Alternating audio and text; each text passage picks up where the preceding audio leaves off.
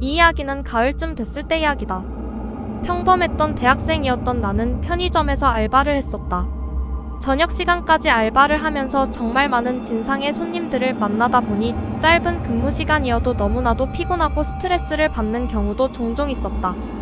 평소와도 똑같이 알바를 하고 집에 가기 전에 화장품을 사고 가는 길이었다. 시간이 늦은 시간이라 그런지 집에 가는 길이 너무나도 오싹하였다. 최대한 가로등 불빛 있는 곳으로 걸었고 이어폰으로 노래를 들으면서 최대한 무서움을 없애보려고 노력하면서 집으로 가고 있었다. 그렇게 가로등 사이로 길을 걷다가 땅에 웬 스마트폰이 있었던 것이다. 그것도 최신 스마트폰이었다. 누가 폰을 잃어버렸나? 라는 생각에 스마트폰을 전원을 켜려고 하였지만 배터리가 없었는지 전원이 들어오지 않았다. 시간도 늦었고 집에 들고 가서 충전해놓고 주인 찾아줘야지 라는 생각에 무심코 들고 집에 들어갔다. 씻고 왔을 때는 스마트폰 충전이 어느 정도 된 상태여서 전원을 켜지게 됐고 스마트폰 안의 내용을 확인해보니 잠금도 걸리지 않은 상태였다. 연락처, 사진, 메모장 등 모든 것을 확인해봤지만 정말 아무것도 없는 깨끗한 폰이었다. 뒤늦게 확인했던 거지만 통화권 이탈 즉 유심도 있지 않은 상태였다. 중고거래 하려다가 잃어버린 건가? 온갖 생각을 다하고 일단은 휴대폰을 충전해놓고 잠을 자게 됐다. 그렇게 잠이 들었을 때 갑작스럽게 벨이 울리기 시작했다.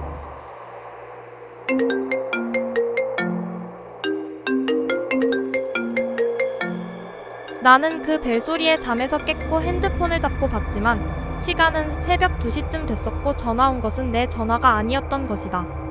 비몽사몽 부모님 전화인가 보다 라는 생각에 누웠는데 벨소리가 책상 쪽에서 난 것이다. 나는 갑자기 놀란 마음에 일어서 전화기를 확인해 보았더니 발신자 표시 제한이라는 문구로 전화가 온 것을 알 수 있었다. 분명 유심도 없는 핸드폰이 전화가 어떻게 오는 거지? 라는 생각에 일단은 전화를 받아보았다. 수화기 너머에는 어떠한 말도 하지 않고 전화가 끊겼다. 처음에는 이게 가능한 일인가?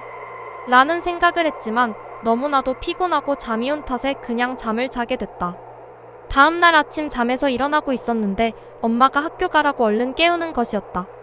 그런데 엄마가 갑자기 너 어제 누구랑 그렇게 통화를 밤 늦게까지 하는 것이냐며 잔소리를 하였는데 나는 어제 어느 누구랑 통화한 적도 없다고 말을 했다. 엄마는 어제 그렇게 새벽에 킥킥대면서 전화한 거 다 들었는데 무슨 소리냐고 아빠도 같이 들었다고 말을 하는 것이었다. 아니, 나는 어제 전화를 한 적이 없었고 대답하기 귀찮아서 학교 갈 준비나 했다. 그렇게 학교 끝나고 알바를 마치고 집에 가는 길에 생각해보니 스마트폰을 돌려주지 못한 것이 생각이 났었다. 내일은 꼭 경찰서에 반납해야겠다라는 생각으로 집에 들어섰고 주운 핸드폰을 살펴보니 충전이 50%에서 더 이상 올라가지 않는 것이었다. 일단은 전원은 꺼놓고 다시 한 번 더 충전해야겠다라는 생각에 배터리를 끄고 충전을 시켜놓고 잠을 잤다. 잠이 살짝 들었을 때 또 어디선가 전화가 오는 소리가 들렸다.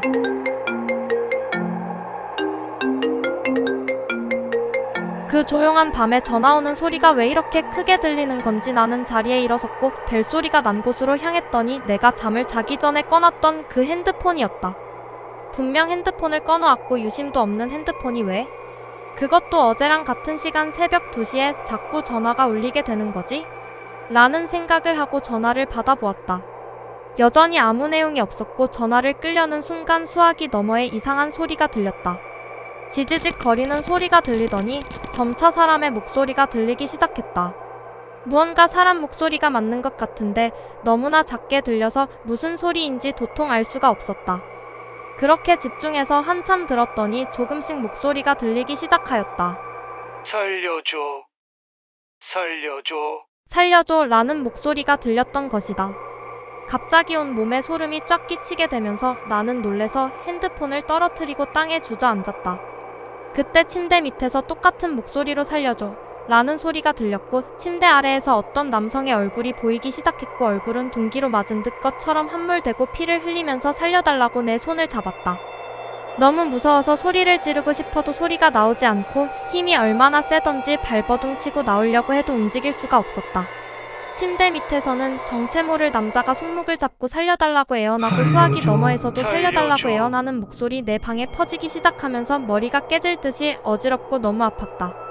진짜 이때 피가 거꾸로 솟구치는 느낌이었는데 온 방법으로 발버둥 치고 있을 때 엄마가 들어오더니 나를 다급하게 깨웠다. 온 몸에 땀이 흠뻑 젖은 채 침대 밑에서 누워 있었으며 엄마는 낑낑거리는 소리에 신경이 쓰여서 들어왔다고 하였다. 나는 엄마한테 이런 이야기를 상세하게 이야기를 했더니 너가 요즘 피곤해서 그렇다고 말씀을 하셨고 엄마는 혹시 모르는 저 핸드폰은 찝찝하니 버리던가 경찰서에 주던가 해라고 했다. 다음날 아침 일찍 나는 그 핸드폰을 경찰서에 반납했고 더 이상 악몽은 꾸지 않게 됐다. 곰곰이 생각해보니 저 핸드폰이 그날 바닥에 있었던 것은 나처럼 누군가 악몽에 시달려서 버렸던 게 아닐까? 라는 생각을 하게 되었다.